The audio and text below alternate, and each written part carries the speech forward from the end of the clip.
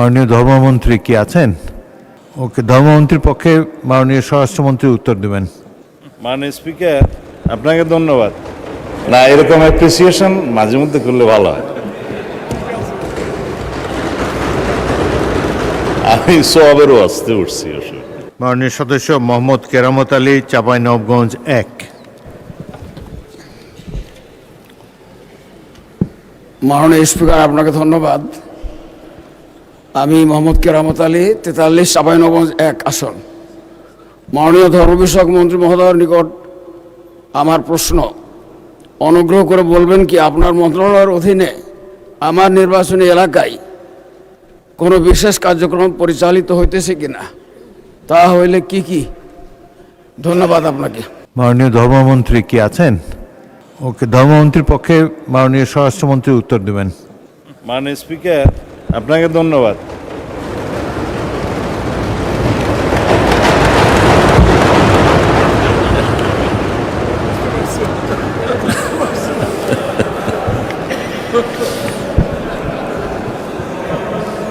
না, এরকম অ্যাপ্রিসিয়েশন মাঝে মধ্যে করলে ভালো হয়। আমি সবেরও আসতে উঠছি। মাননীয় স্পিকার, তারা কাছে নিত প্রশ্ন 289, তাই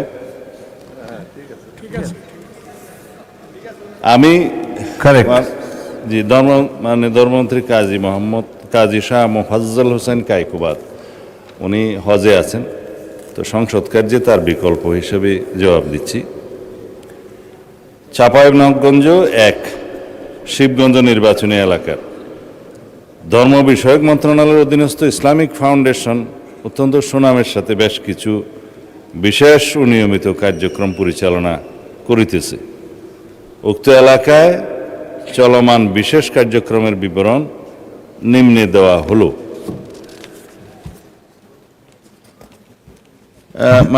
বেশি লম্বা দীর্ঘ উত্তর, তারপরেও যদি পঠিত বলে গণ্য করা। ধন্যবাদ মাননীয় স্পিকার। মাননীয় সদস্য মোহাম্মদ কেরামত আলী একটি প্রশ্ন করতে পারেন। মাননীয় স্পিকার, আপনাকে ধন্যবাদ। বর্তমান যুব সমাজ ক্রমাগত অশ্লীলতার সংস্কৃতিতে নিমজ্জিত হচ্ছে। অশ্লীল সিনেমা, অশোভন নাটক, অশ্লীল গান, আপত্তিকর বিজ্ঞাপন, নিম্নমানের সাহিত্য, বিভিন্ন ধরনের অসুস্থ বিনোদনের মাধ্যমে সমাজে এক ধরনের নৈতিক অবক্ষয় তৈরি হচ্ছে। এর ফলে পরিবার, সমাজ এবং ব্যক্তিগত জীবনে নৈতিক মূল্যবোধ দুর্বল হয়ে পড়ছে। অনেক ক্ষেত্রে এই নৈতিক অবক্ষয় সামাজিক অপরাধ, বিশেষ করে সহিংসতা ও ধর্ষণের মতো অপরাধের পিছনে পরোক্ষ প্রভাবক হিসাবে কাজ করছে বলে মনে করা হয়। এই প্রেক্ষাপটে আমার প্রশ্ন হলো, ধর্ম মন্ত্রণালয় সমাজের নৈতিক ও মূল্যবোধগত উন্নয়নের জন্য কী ধরনের পদক্ষেপ গ্রহণ করবে, এবং যদি করে তাহলে এই উদ্যোগগুলোর রূপরেখা কেমন হবে, এটি আমার প্রশ্ন, জানতে চাই। মাননীয় মন্ত্রী। মাননীয় স্পিকার, ধর্ম মন্ত্রণালয়ের একটা ব্যাপক বিস্তৃতি আছে সারা বাংলাদেশে মসজিদ ভিত্তিক কার্যক্রম, মক্তব ভিত্তিক কার্যক্রমের মধ্যে মডেল মসজিদ এবং ইসলামিক সাংস্কৃতিক কেন্দ্র যে নির্মাণ করা হয়েছে, এখানেও ইসলামিক সাংস্কৃতিক কেন্দ্রের কিছু কর্মপরিধি আছে। ইসলামী মূল্যবোধের চর্চা এবং সংস্কৃতির প্রধান কেন্দ্র হিসেবে এটা প্রত্যেক উপজেলায় কাজ করছে।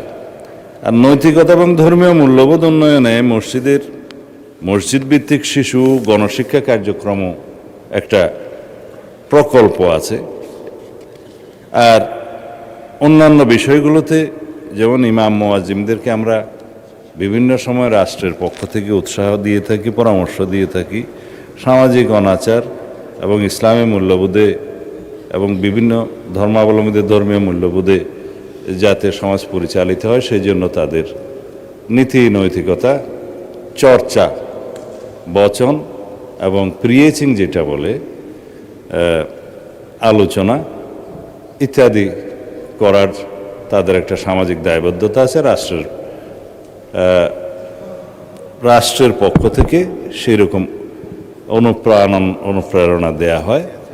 তারা নিজের পক্ষ থেকেও নিজেদের সামাজিক মূল্যবোধ এবং ধর্মীয় মূল্যবোধ থেকে এবং তাদের নিজস্ব কর্তব্যবোধের কারণে তারা সেই কাজটা করে থাকে। মাননীয় সদস্য যেটা বললেন যে অশ্লীল কন্টেন্ট, অশ্লীল প্রকাশনা এবং অশ্লীল বিভিন্ন রকমের নাটক ইত্যাদির মধ্য দিয়ে সমাজে যে অবক্ষয় হচ্ছে তার জন্য কি করা যায়। এই জন্য মাননীয় স্পিকার, বিশেষত আমাদের সমাজে বর্তমানে যে সোশ্যাল মিডিয়া, সামাজিক যোগাযোগ মাধ্যমে যে সমস্ত প্রচারণা হচ্ছে এইটার ভলিউমটা সবচেয়ে বেশি, বরং প্রিন্টেড ভলিউমটা ইদানিং কম। তো যে ভলিউমটা সবচেয়ে বেশি সেই ভলিউমটাকে অ্যাড্রেস করার জন্য আমরা আইটি মন্ত্রণালয় থেকে সাইবার আইনে কিছু পরিবর্তন আনতে চাচ্ছি, যেটা গতকালকে বা তার আগের দিনে এখানে আমি সংসদে বলেছিলাম।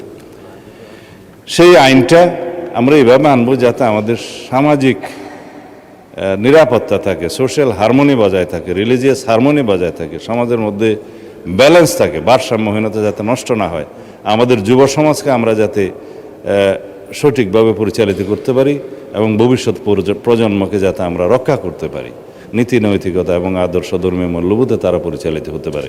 সেই জন্য আইনি সুরক্ষা হচ্ছে সেটা, কিন্তু আমাদের সবাইকে সমাজে ভূমিকা রাখতে হবে এবং আমাদের সেই দায়বদ্ধতা, সেই সামাজিক দায়বদ্ধতা এবং নৈতিকতার দায়বদ্ধতা আমাদের পালন করতে হবে। এভাবেই সম্ভব মাননীয় স্পিকার সবকিছু প্রতিরোধ করা। ধন্যবাদ।